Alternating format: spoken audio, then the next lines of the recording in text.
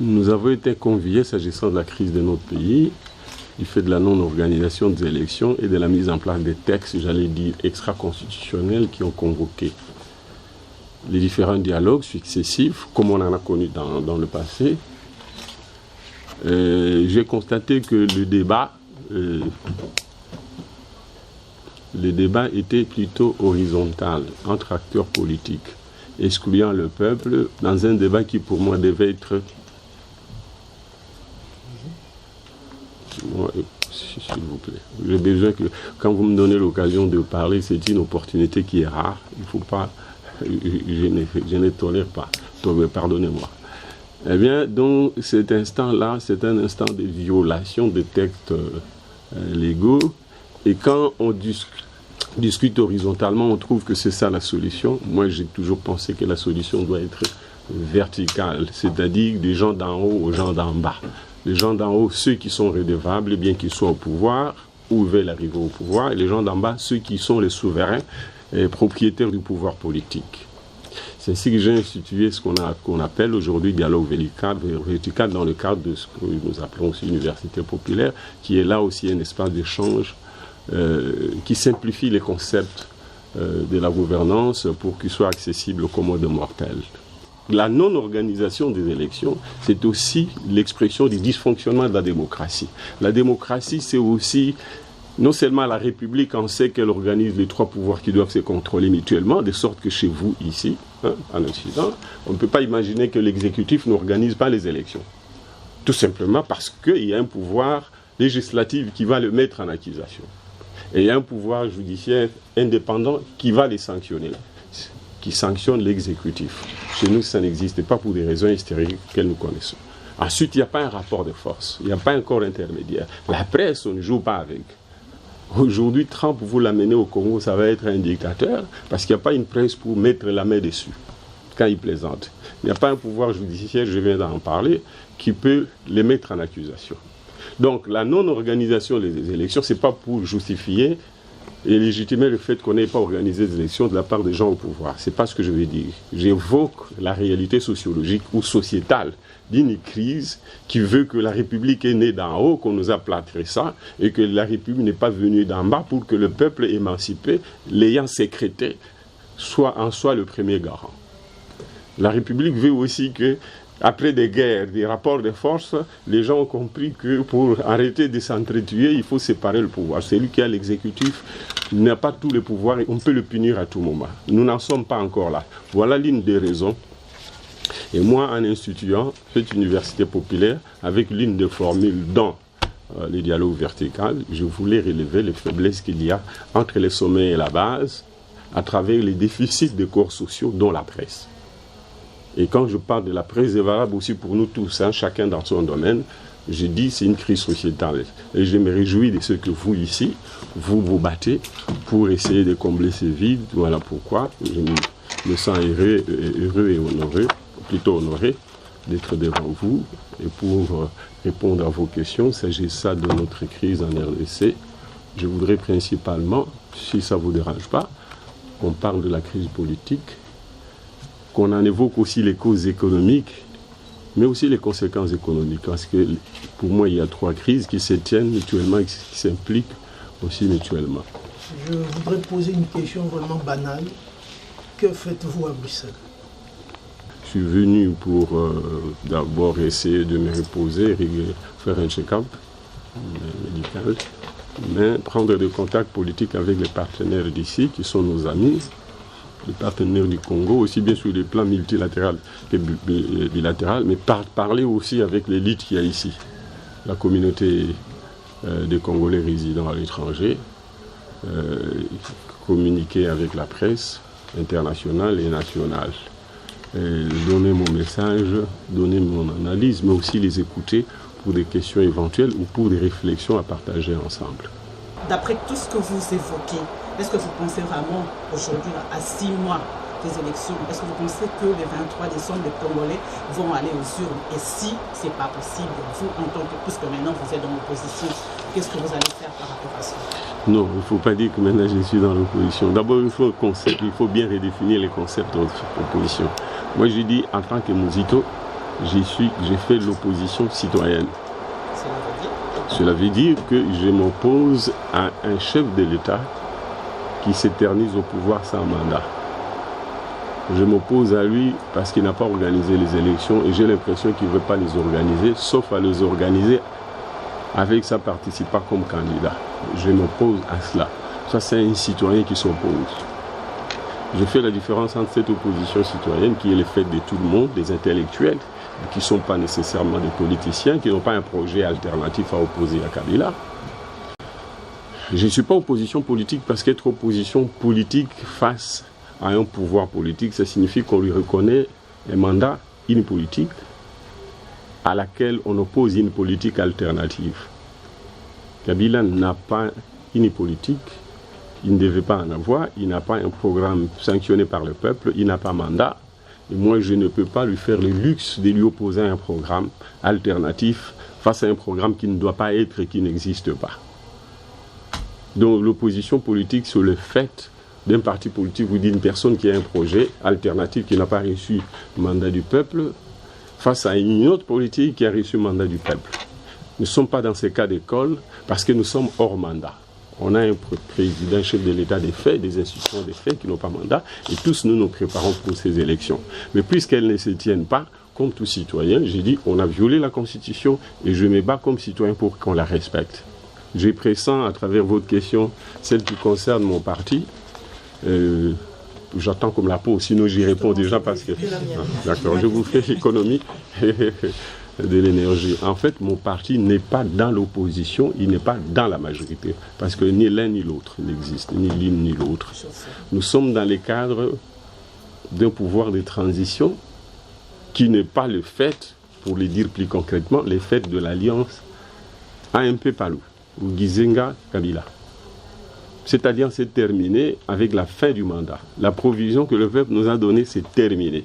Maintenant, la suite, c'est un putsch pour lequel nous rendrons compte, surtout pour un parti qui est légitimiste et légaliste. Il faudra dire au peuple un jour pourquoi on a géré le pays sans son mandat. Et donc c'est dans ce cadre où nous sommes, où nous devions être, y compris avec l'UDPS. Je parle de l'UDPS originel au sens de l'UDPS légitime. C'est discutable, c'est entre guillemets. Ça n'engage que moi. Et donc, tous on serait dans cette transition-là, les uns que les autres, c'est un mandat, en train de gérer, expédier les affaires courantes, en attendant qu'on organise les élections, pour qu'ils se redéfinissent de nouvelles alliances éventuelles. Voilà les cadres juridiques, institutionnels, qui fait que nous soyons ensemble. Donc, Palou n'est plus dans les institutions, dans le cadre de l'alliance qui est terminée. À vous entendre parler, cette position-là, c'est celle du Palou. Est-ce que vous êtes habilité à engager le Palou alors que vous êtes suspendu, selon ce qu'on a appris? Ça, c'est une première question. Je commence par celle-là. Je n'ai jamais été suspendu. Je l'ai été et j'ai été réhabilité. Encore qu'on m'avait, en cette époque-là, suspendu pour 3 ans pour une fonction qui n'existait pas. Je n'avais aucune fonction. On suspend quelqu'un qui est dans le cadre d'une fonction qu'il exerce. Tel n'était pas le cas. Mais aujourd'hui, j'ai été démis de mes fonctions au niveau de la direction politique comme secrétaire permanent adjoint chargé des questions électorales. Maintenant, je n'ai pas besoin pour réfléchir que la position engage le Palou. Vous, en tant que journaliste, vous deviez accepter le principe qu'on ne peut pas se dire de l'opposition sans commettre le péché de légitimer celui qui est là, qui n'a pas mandat, et dire de lui qu'il est majorité de ces faits, sans être son complice, sans les légitimer. Donc nous n'avons pas une majorité aujourd'hui, nous sommes d'accord ou pas. On n'a pas un président de la République parce que la République suppose que le pouvoir vient du peuple. On n'est pas dans ces cas d'école. On peut accepter le principe qu'on a un chef de l'État parce qu'il est de facto, il peut être de facto.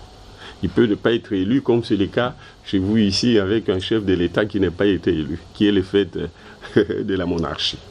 Et donc, j'ai dit, cette position, elle est celle du Palou. D'abord, parce que Palou affirme et répète à qui veut l'entendre qu'il va présenter un candidat à tous les échelons jusqu'au niveau le plus élevé de la République, c'est-à-dire au pouvoir suprême. Ensuite, les Palou et dans les institutions qui sont des institutions de fait, des institutions de transition, qui ne sont pas des institutions mises en place sur la base d'une majorité issue d'une alliance des gens qui ont gagné ensemble. Quand on vous entend parler, on a l'impression qu'il n'y a pas beaucoup de cohérence. Oui. Parce qu'en réalité, en l'espace d'au moins 2 mois, vous avez eu de positions, je ne dirais pas contradictoires, mais différentes. Ouais. Aujourd'hui, vous nous présentez Kabila comme une dictature, mais quand vous passez sur RFI, vous considérez que Kabila est incontournable. Mais tout récemment, on vous voit signer, enfin, on ne va pas parler d'un accord, mais bon, d'un arrangement avec l'UDPS, avec Félix Tshisekedi, et vous demandez une transition sans Joseph Kabila, les mêmes Kabila que vous considérez incontournables. Alors, deuxième question... Non, je termine, commençons par celle-là, elle est importante. Elle est importante. Je n'ai jamais dit que Kabila est incontournable. Je ne sais pas dans quel contexte vous situez ça, je ne me souviens jamais avoir dit ça. Probablement, je peux avoir dit que le principe de l'accord est tel que, pendant la transition, nous nous sommes mis d'accord que Kabila reste en fonction. Je dis pendant... Là, c'est l'accord de la Sainte-Sylvestre. Mais il faut faire la différence entre les élections sans Kabila en termes de Kabila n'a pas les troisième mandats et les élections sans Kabila en termes de dire on organise les élections sans que Kabila soit au pouvoir. C'est deux choses différentes. Donc ce que nous avons dit, c'est que nous allons aux élections sans le troisième mandat du Kabila, donc sans Kabila. Cette fois-là comme acteur aux élections. Mais Kabila comme chef de l'État, oui, l'accord le prévoit. À quel jeu joue Adolphe Muzito? Gizenga s'affiche avec Kabila et vous, c'est avec Félix Tshisekedi. Et puis ma deuxième question, c'est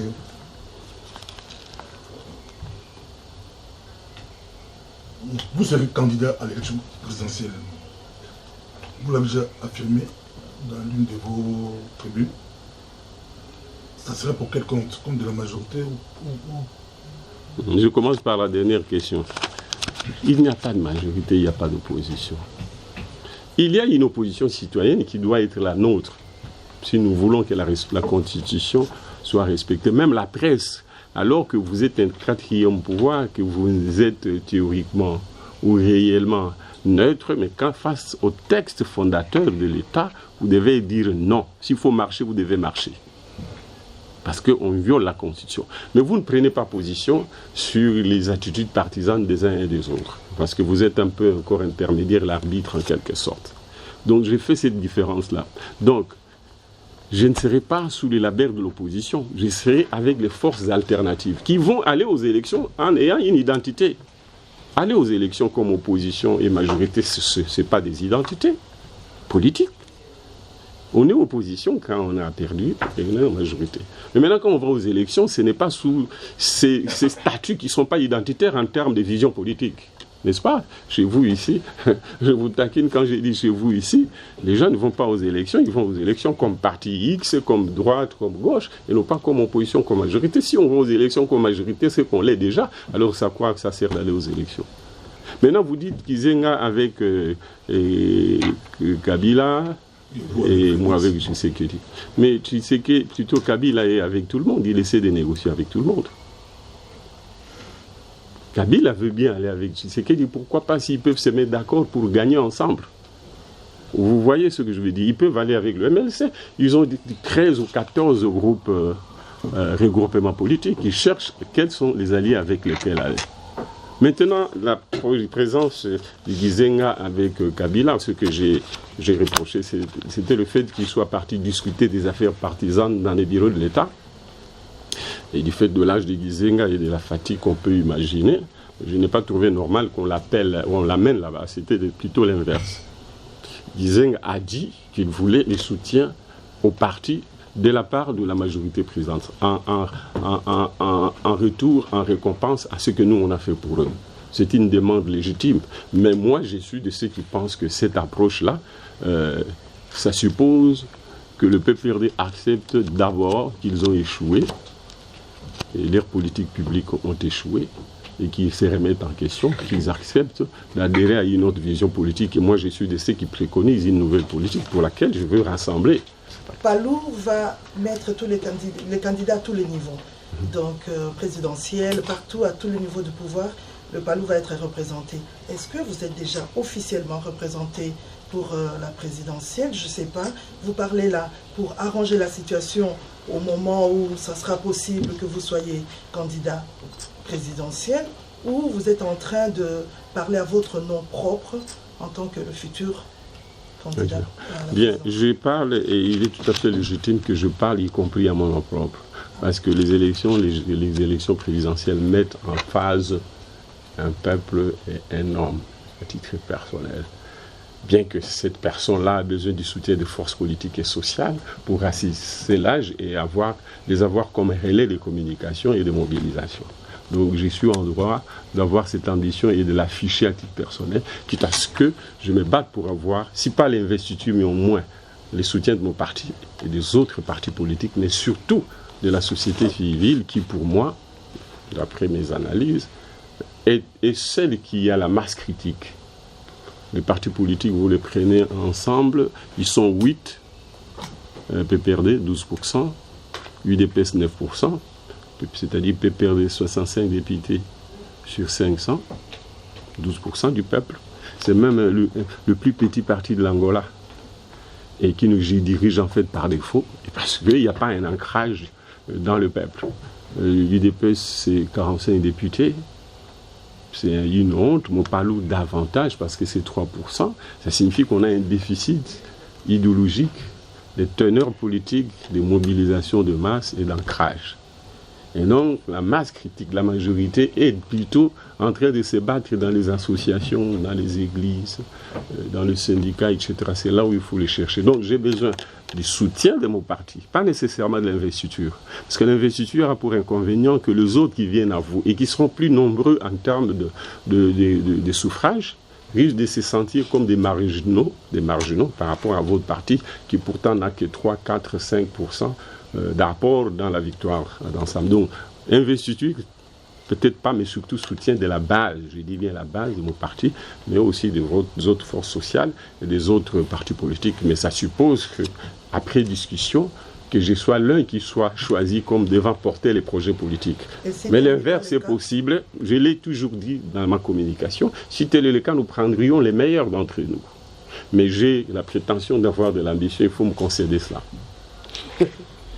Quand la Constitution fut révisée à la Lissarde, le projet de révision constitutionnelle avait été élaboré sous le gouvernement dont vous étiez Premier ministre. Dites-nous, M. Mouzito, assumez-vous cet acte politique? Et si c'était à refaire, vous le referiez? Je pense que pour avoir soutenu cette idée, ce n'est pas seulement de la responsabilité de mon gouvernement, mais aussi de ma personne, parce que j'ai soutenu cette idée. Je considère que je m'étais trompé. Mais j'assume face au peuple.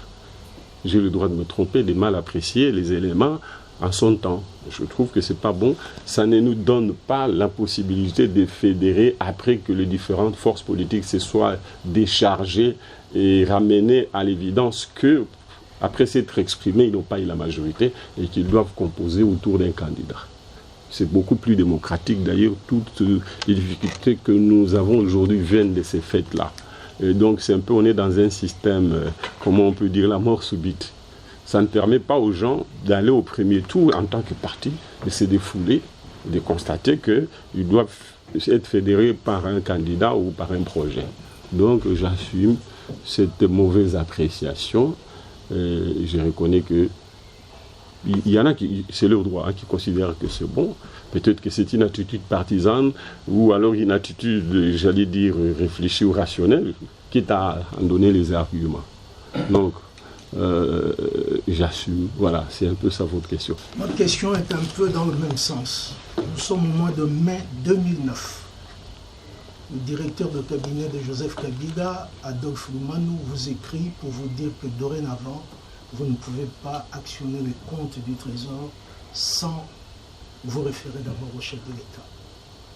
Vous vous êtes plié dans une réponse. Est-ce que vous avez contribué à ce que vous appelez « on a violé la Constitution » ? D'abord, c'était une lettre qui était fausse. Encore qu'il ne pouvait pas m'écrire. Le directeur de cabinet ne peut pas écrire et me donner des ordres. J'y ai répondu. Si vous avez la copie, vous lirez. C'est merveilleux. Sortez la copie si vous l'avez. Bien, cherchez-la, vous lirez et vous serez mieux édifié. Je lui ai dit que je n'avais pas de signature sur le compte général du Trésor. Aucune signature. Je suis coordonnateur de l'action de la chaîne de la dépense. Vous connaissez comment chez nous ça se passe. Ce n'est pas ça qui est important. Je lui ai répondu que je n'étais pas Je n'avais pas la moindre signature sur le compte général du Trésor, sauf en cas de liquidation et par la phase plutôt d'engagement de la dépense sur les crédits du cabinet, qui d'ailleurs se fait par le directeur de cabinet. Donc la chaîne de la dépense prévoit par les gestionnaires du crédit, un ministère qui travaille avec son administration, ça va au budget pour liquidation, c'est-à-dire pour vérification si la somme demandée correspond à un crédit prévu et pour la période. Si les prix auxquels on a aligné la dépense, la quantité correspond aux besoins, à la réalité et le prix est compétitif, ça signifie qu'on a respecté la procédure d'appel d'offres pour qu'on achète au mieux offrant. Ensuite, ça va au ministère des Finances pour ordonnancement, qui fait le même contrôle des procédures en termes de la qualité, de la quantité, de la disponibilité du crédit, etc., avant d'aller à la Banque centrale pour paiement. Dans la lettre, j'ai clarifié que je n'avais aucune responsabilité, je n'avais pas la signature qu'on pouvait m'enlever. Vous savez, dans ce pays, notre pays, là, les gens ne connaissent pas. J'ai un petit avantage d'être fonctionnaire. Donc, les gens ne connaissent pas de procédure. Le Premier ministre n'est pas dans la chaîne de la dépense, sauf en amont, dans les cadres de son crédit. Parce qu'il est aussi gestionnaire du crédit pour son cabinet. Mais pour un monsieur Muzito qui a travaillé avec Kabila, que vous presque diabolisez maintenant, quand vous parlez, on dirait que c'est quelqu'un qui se rend seulement compte maintenant que ça ne va pas. Alors qu'il était dans la machine, alors qu'il a participé, je ne vais pas citer le nom, mais vous comprenez. Et aujourd'hui, il nous dit qu'il est possible qu'il soit président de la République. Est-ce qu'on peut faire confiance à un monsieur comme ça, mais si j'ai ça. Merci beaucoup pour cette question-là. Vous me donnez une occasion d'exprimer.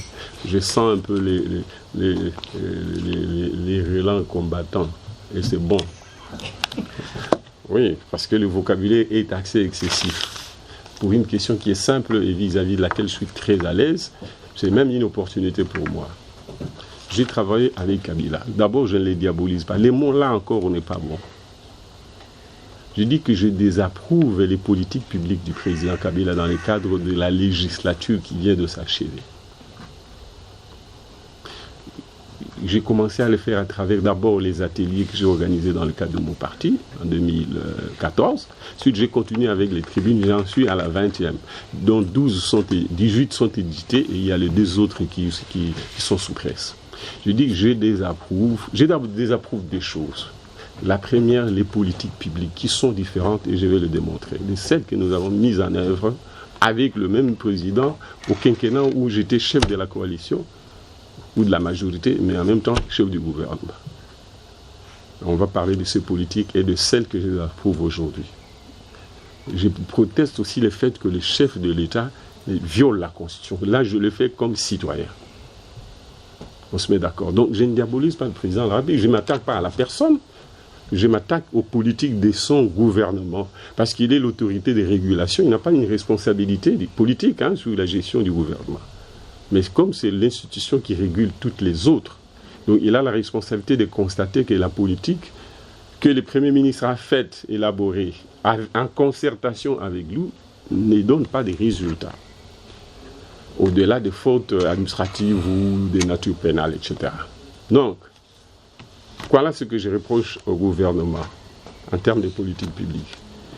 En termes d'abord des résultats, et je vais indiquer pourquoi ces résultats sont mauvais. Nous, quand nous arrivons au pouvoir, nous avons trouvé que le budget était à 850 millions de dollars, le budget de 2016. Quand nous quittons 2006, quand nous quittons, nous laissons le budget de l'État à 3 milliards et d'années. 8,5, 800 millions, 850 millions par rapport à 3 milliards 5, on a quadruplé, comme jamais dans l'histoire de ce pays. Si vous avez le chiffre, il faut vous familiariser avec le chiffre. Donc on a multiplié. Ben, alors, pour participer à un débat sur la République, il faut étudier, il faut voir les armes. Non, pour dire, il faut quand même parfois, c'est ça qu'on vous reproche, entre guillemets un peu. Oui. il faut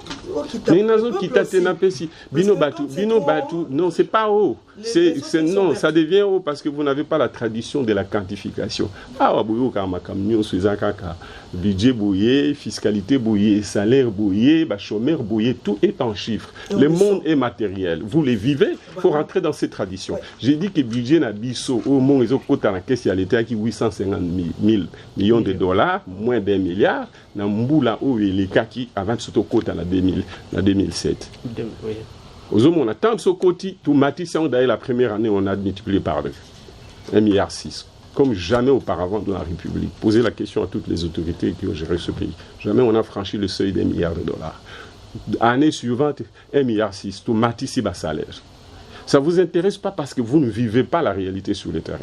Mais cette réalité, vous êtes venu ici, entre autres, parce que ça ne marchait pas. Ce qui nous intéresse, c'est plus l'impact au niveau social. Non, attendez. Chez vous, ici, soyons sérieux. Il faut que le débat soit strict entre Bino et Bissot. Parce que vous êtes aussi un pouvoir. Vous devez être à la hauteur. Au Mouni Awa, Sobamatisi batu 10% salaire. Le quoi baza déjà na 1000 et Koma 1100. Ça est matite, il y a un impact direct. Et pas na biso mutuana à $20. Au Matisi est de 200%. Au monité que ça mouké les chiffres absolus additionnels, et ça mouké par rapport à Muto Bamatika à 10%. Le tout est dépend, il y a héritage yo kouti. Ce que coûte un fonctionnaire à $20, au Matisi à $100, à Oyo coûte. Est-ce que ça faut une augmenter à partir du néant? Vous comprenez? Mais maintenant, bah quoi précieux musala na yo par rapport à baninga nenge basala, bah mon a que yo sali et belé. On ne dit jamais quelque chose que ça mouné neto moukoussé ou bien mouké. C'est par rapport il y a élément à comparaison aux anango. Yo okuti batu na $20, yo mati ba on a $100. Romonité que na mboka o wana. Il dit que mais en même temps, tu dois vite dire que ça mouké parce que l'héritage yo kuti pas yo bandeli yaki na semakasi. Ce qui totali place aux Wakimboka, na place au Tigaki Yango, on a senti une augmentation, du moins en termes, il y a des chiffres. Mais est-ce que quelque part, ils ont satisfaction au rabais? Non. Parce que, là, c'est une question d'angaï. Parce que Mboka wana, potentialité nango, Yotan Ozalaki Premier ministre, et Zali paye à budget 4 milliards. On pouvait avoir 50 milliards. Parce que justement, à côté, déjà, ils étaient à 60 milliards. Il y a à côté, par exemple, l'Angola. Voilà, ou 45 milliards, quelque chose comme plus de 45 milliards. Donc, Nalinga Inamon a peut-être que ça a quelque chose sur le bague. Non, on a na 30 milliards, 20 milliards, mais franchement, 4 milliards, pour nous d'abord une satisfaction au rabais. Et deuxième question, c'est que je considère plus important, pendant que vous avez Premier ministre, vous avez mis ça, budget, il y a 4 milliards. Mais pendant la même période, quand Bombeki conduit une enquête sur le coulage et la recette minière, il établit que sur une période d'au moins 5 ans, donc pendant que vous avez Premier ministre, entre autres, Karayote, au moins 85% il y a produits miniers et quand on a la caisse à l'État. Mais vous avez Premier ministre. Très bien. Merci. D'abord, il faut reclasser, il faut resituer l'analyse Yata Bombeki, ça ne couvrait qu'une année de ma période. Premier élément. Deuxième élément, tant qu'on a accueilli, on a longué. Tout dans le secteur minier, on n'avait pas encore atteint la vitesse de croisière. Nous avons auto enchaîner. Parce que Moninga nous a posé question. Parce qu'il faut voter, mais il faut convaincre. D'accord. Bon, il y a une année à période. Mais tant qu'on a longué, tout le qui à peu près 90 000 tonnes à cuivre, non, 30 000 tonnes à cuivre, tomatia on a 500 000. Aux hommes, on a, et bandaï combattre. Mais toi, t'as qui vitesse à croisière n'a noté. Parce que le temps de revisiter le contrat chinois, le contrat de minier de manière générale, investisseur salami et comme il est vers la fin en mandat. C'est la période suivante parce que on va bâtir de 500 000 tonnes à 1 million de tonnes. Période où on a des mois moboulé kotaki. Donc il y a une période n'angati. Sinon d'ailleurs sur la période n'angati on a tous un point d'achèvement. C'est-à-dire qu'on n'allait pas avoir les 6 revues pour la première fois de l'histoire de notre pays. Toujours à Babilo qu'on a en mémoire, pour bien il faut un background pour être apte à poser des vraies questions et avoir des éléments d'appréciation. Donc, nous n'étions pas concernés par cette situation parce que nous, on a travaillé étroitement avec la communauté internationale qui a considéré, et à juste titre, que nous avons fait des revues concluantes en termes de procédures de gestion et de gouvernance. C'est pourquoi on a annulé la dette qui est passée de 14 à 6 milliards. Maintenant, pour revenir, bon, il y a un volet aussi de votre question, satisfaction au rabais, oui. C'est vrai que c'est au rabais, les pays doivent plus. Mais c'est un pays sur lequel il faut travailler dans la durée pour y atteindre un niveau et à vitesse à croisière. Mais ici, parce que par rapport à Baninga, il faut toujours se comparer à l'autre pour se positionner. Nga sikoyo na longwe de 800 millions à 3 milliards. Na longwe PIB, il y a 15 milliards à 35 milliards. Je n'ai pas le chiffre exact, non les chiffres absolus. Mais baningo baye, o ya liboso, basali bongote. O baye après, budget ezaka kande na tika kiango. Consulter, c'est 4 milliards en ressources propres et 3 milliards et demi en réalisation. Monique, pendant 7 ans, bah augmenté. Pendant 5 ans, on a multiplié le budget par 4. Bon, dis-moi la rappel tout. Nga na omi kumisa ceux qui toza wera na jube na omi kumisa par rapport à wera et non pas à l'artiste européen, je sais pas moi. Donc, je suis d'accord qu'on pouvait faire mieux, mais ce que j'ai fait est le mieux que personne n'a jamais fait auparavant. Maintenant, pour revenir à votre question, si vous pouvez me rappeler. Bon, voilà. On le dit que Nazo diabolisé Kabila, je ne l'ai jamais diabolisé. D'abord, c'était mon patron. Non, choisissons les mots et moi je réponds par rapport aux mots que tu as posés. Je ne l'ai pas diabolisé. Je suis contre ces politiques publiques. Moi, j'ai commencé à rétrocéder alors que mon budget était qui est passé de 850 à 3 milliards d'années. J'ai rétrocédé aux provinces plus. Deuxièmement, nous avons engagé les réformes pour donner aux provinces leurs prérogatives constitutionnelles dans les domaines à compétences exclusives que sont l'agriculture, la santé, l'enseignement primaire et secondaire et les affaires coutumières. Je n'ai pas été d'accord, c'est pourquoi j'ai fait la tribune, un État sans province, ou des mornés, les provinces mornées, pour dire qu'on n'a pas continué les programmes de régionalisme constitutionnel, on n'a pas décentralisé, on a gardé finalement les provinces dans un état où elles étaient plus des administrations déconcentrées plutôt que des administrations décentralisées. Je n'étais pas d'accord qu'on ferme la porte au FMI à la Banque mondiale pour une économie qui est domaniale, qui dépend plus des produits miniers, dont les cours relèvent de la conjoncture internationale. Il faut rester en contact avec notre banquier pour qu'en cas de baisse de nos recettes, qu'il puisse nous venir en appui et à la balance des paiements et au boutier. Nous avons fait des choses que personne n'avait fait jamais au monde. Et parce qu'on me provoque, je dois le dire, je le dirai avec la plus de redondance possible. Parce que le col a naï kolobate, bah on a un gars baba mo boye, nous kande naïbi koloba. Na tango wana tango sa msala, wana tango kolobate. Bah on va ça la tendre balouare belé pour ba combler vide wana. L'histoire, heureusement, l'échec de ceux qui nous ont suivis a permis quand même, pour les gens de bonne foi, qu'on dégage la différence entre les deux mandats. Et c'est ça que j'ai dit en disant au président de la République, je ne suis pas d'accord, je l'ai dit par écrit avec chiffres à l'appui. Donc je ne diabolise pas sa personne, ni son institution.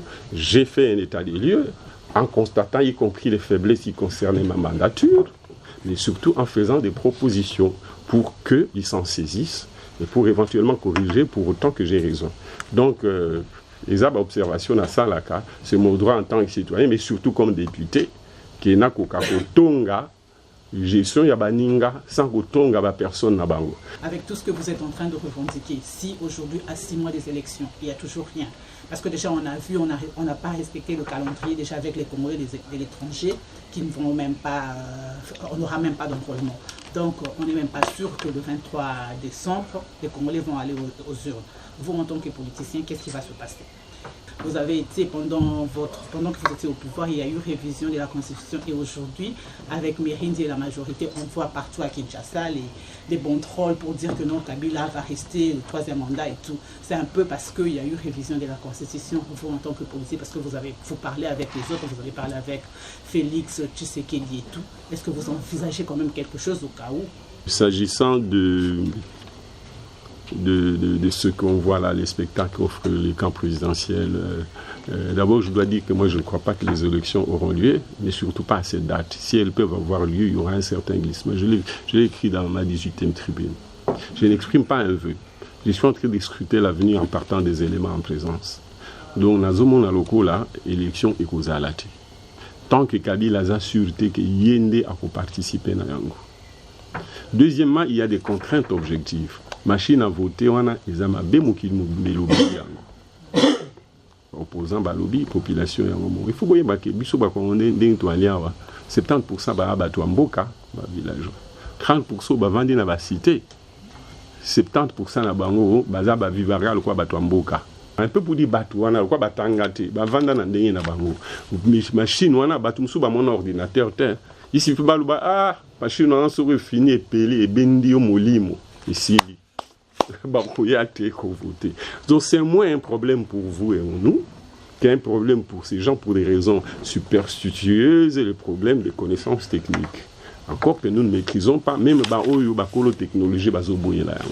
Donc ça, c'est une contrainte objective que si le pouvoir s'entête, l'élection aux alatés, pour mon côté, arrondimato qui est un risque et loco, mon ami pensa que ils ont créé des conditions mingia, il y a tricherie. Si au baki ici sous nous ajoutons, comment on appelle le fichier électoral, 8 millions, il y a tout, bazar.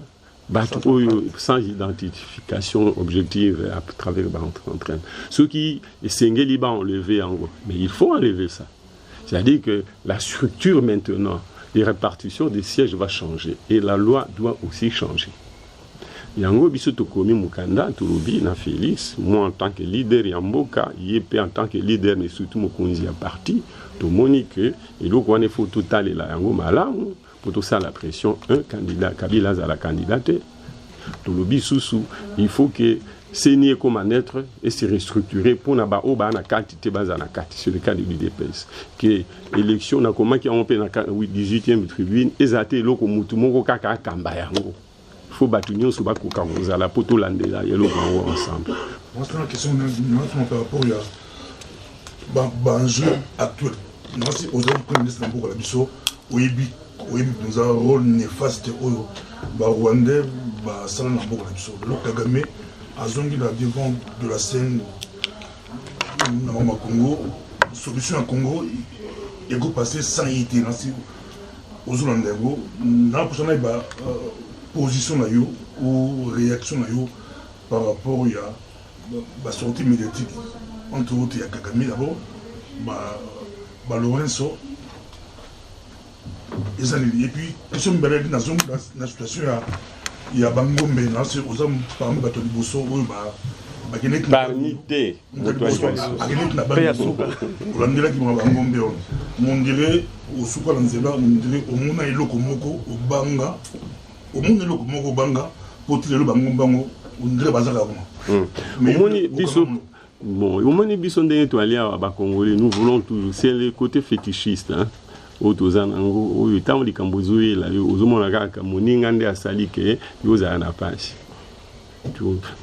on ne veut pas assumer ses responsabilités. On dit toujours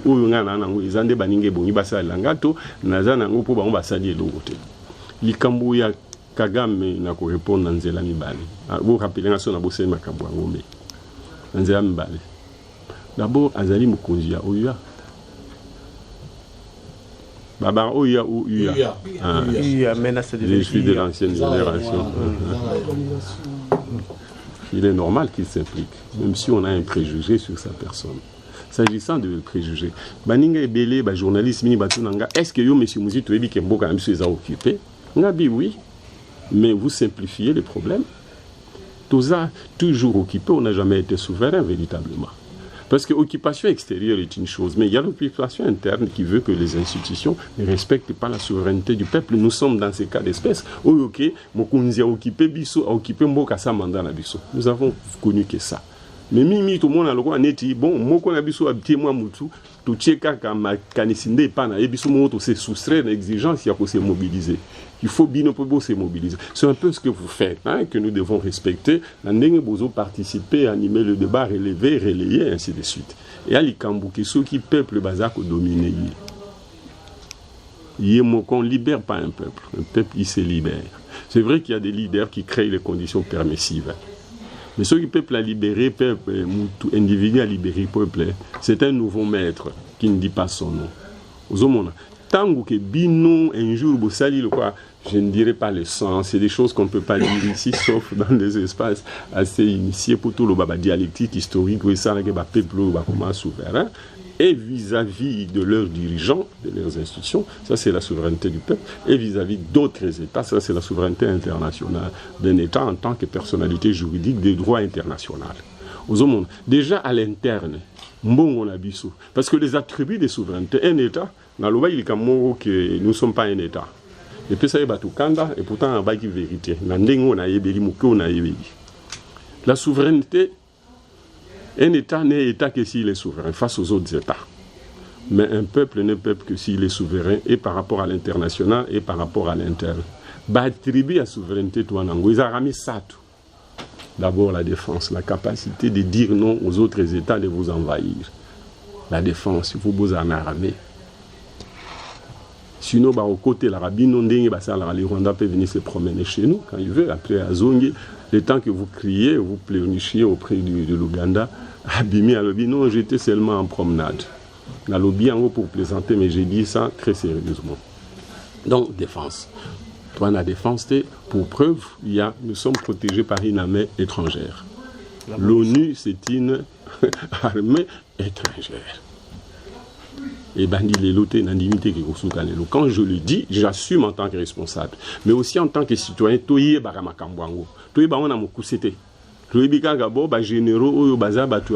Ainsi de suite, ça c'est qu'une petite fraction. Il y a absence, il y a souveraineté, il y a occupation. Le fait par exemple que votre monnaie n'est pas dans le système bancaire, mais c'est la monnaie étrangère qui est dans votre système bancaire. Il suffit que les Américains disent bon, c'est terminé avec 2 ou 3 banques, pas de transactions en dollars, notre économie s'arrête. Parce que les crédits et l'épargne au Congo sont en monnaie étrangère à 80%. On n'est pas souverain, c'est une occupation liée à nos faiblesses. Donc, faisons l'autocritique, identifions les faiblesses, tous les aspects dans leur complexité. Il y a Kozanga Bokonzi, Nabaki Ezali défense, Ezali monnaie, le pouvoir de mettre monnaie, et pour que la monnaie, la vôtre, soit la seule à avoir cours légal dans le pays, mais aussi la diplomatie. C'est-à-dire que dans la société des nations, tant que vous avez un tout bagang.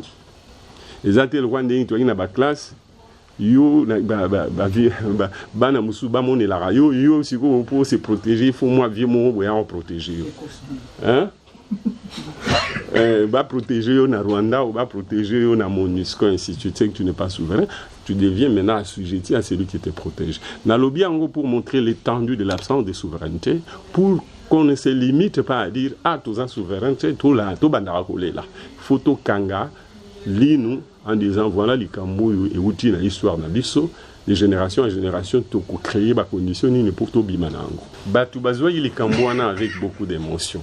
Moi je n'ai pas pris ça avec émotion parce que je pensais que le vrai problème il n'est pas avec ces gens qui sont venus, surtout que peut-être le roi ba utaki musika ba ina ngombe otomesa na ngote epesa le roi émotion mais batu wana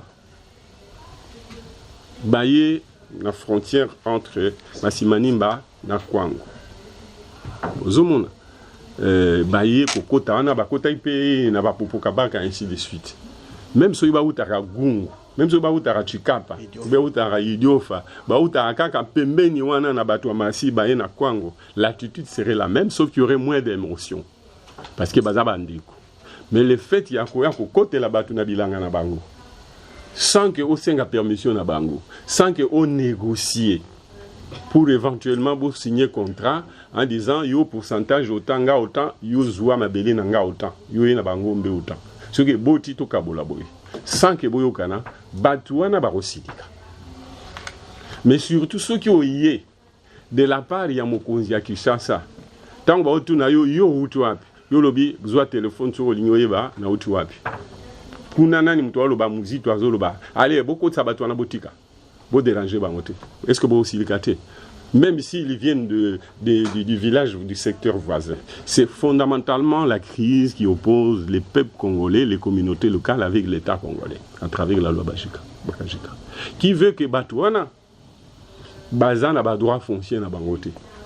Omoni a mindele babangi la rabisote pour bayebi que yo ko jamais kozwa moi etenene à mabele. Pour banda bokoko azana ba titre foncier na ye. Azana ba titre forestier na ye ou minier na ye. Et donc en cas de conflit, les droits va se prononcer parce qu'il a un titre. Oh yabiso bakoko, ba o ba banda Congo. Oh ba signa contrat na Léopold. Ba kolo mabele parce que le Congo est plus jeune que nos tribus. Nos tribus n'ont presque pas d'âge. Donc, ce propriétaire, basala ke basangisi mabele bapesi Léopold ya kateli ba ndambu ya ndambu ndambu apesi ba société à charte. Tant que sozu indépendance to botola mabele au nom ya loi Bakajika. Mais la loi Bakajika voulait protéger les sols et les sous-sols pour les à l'État. Mais il a prévu une ordonnance qui devait faire que l'État akabola mabele ndambu ya ye ndambu akoka koteka soka alingi koteka akota partenariat mais ndambu ya ba autorité coutumière ba kolo histoire nandenge ke bazana ba droit foncier pour que tango mindele ba ko ya ou bien ba étranger ba ko izala ou bien bino ndenge bozalia wa tango zongi mboko nyosoma moi 10 hectares na yo osomba nde pa na ye parce que za mabele na ye il a un titre foncier. Donc ba droit wana pona ba paysans d'avoir des titres comme concessionnaire perpétuel bazate tango mindele ba ko ya ba osombaka mabele no pas et pas na bango et pas na biso ba konzi en haut. C'est nous qui rentrerons dans l'actionnariat de demain et dans le processus du capitalisme sans que eux n'y entrent, ils seront exclus du développement du Congo. Donc nous avons ces contentieux qui nous opposent à l'État qui fait que batu barouta Rwanda barouta bipai ndenge kuna na nord bazoyaka compte tenu ba conditions climatiques à milliers il y a ba vache il y a ba éleveurs bazoyaka bazokota na ba mboka batu sans que ba négocier na ba kolomboka pour mabele wana eza ya Kinshasa. Donc c'est pourquoi je dis que pour Nangai, ce qui m'a mis en colère, c'est le fait que nous n'avons jamais reconnu le droit aux propriétaires terriens ancestraux pour que eux, quand quelqu'un leur arrive comme ça, qu'ils soient dans l'obligation de négocier avec lui et avec lui seul, avec évidemment sa famille, et non pas avec les gens de Kinshasa, sauf s'ils venaient sous les terres de l'État, qui doivent être aussi identifiés. Donc c'est ce vide sur le plan juridique qui crée cette menace qui fera que nous avons des guerres devant nous, des guerres qui vont opposer les communautés locales avec le capitalisme de demain. Pour rendre crédibles les élections en République démocratique du Congo, seul l'envoi des témoins dans tous les bureaux de vote peuvent crédibiliser les élections. Aucun parti politique n'a la possibilité d'envoyer 90 000 témoins dans les 90 000 bureaux de vote. Les témoins des partis politiques, toutes tendances confondues, demandent de l'argent pour être témoins. Est-ce que vous avez de l'argent pour payer les témoins, pour les envoyer dans les 90 000 bureaux de vote? Merci beaucoup et c'est une question très très importante. Nous en discutons avec les partenaires pour qu'ils aident pour la transparence. Ils aident à ce que les témoins soient formés et soutenus. Qu'on ne donne pas l'argent aux partis politiques qui soient de la majorité de l'opposition, mais au moins en tant que partenaire, Bambon ou apporter. Parce que le gouvernement ne veut pas de ces 50 millions de dollars dont la CENI a besoin, ne veut pas que ça vienne de la communauté internationale. En même temps que lui-même ne semble pas en avoir, j'en ai parlé dans une de mes tribunes. Que NUFIS conforme les témoins et qu'on les soutienne de manière à ce qu'ils soient l'un des gages de la transparence des élections. Vous avez raison, les partis politiques n'ont pas de moyens. Et là-dessus, j'ai fait une tribune où je crois, mon parti a fait une déclaration pour dire qu'il faut qu'on respecte les deux lois, qui d'ailleurs se complètent. La loi sur le financement public des partis politiques, mais aussi la loi sur la caution. Les partis politiques congolais sont pauvres, aussi pauvres que leurs patrons, même le PPRD est pauvre. Ce sont les individus qui ont de l'argent, qui ont des comptes. Parce que, en termes de ressources véritablement qui doivent venir des militants, et qui doivent venir des militants, je ne vois pas un parti qui soit capable. C'est une question existentielle. Moi, je l'ai posée. J'ai l'impression que la fois passée, dans un des communiqués qu'on a fait avec un partenaire politique, nous ne l'avons pas fait, mais je crois que ça reviendra au devant de la scène, cette réalité-là, des paiements, non seulement des paiements de la caution. mais aussi des financements des témoins, parce que ça coûte véritablement cher. Et donc, c'est une difficulté réelle.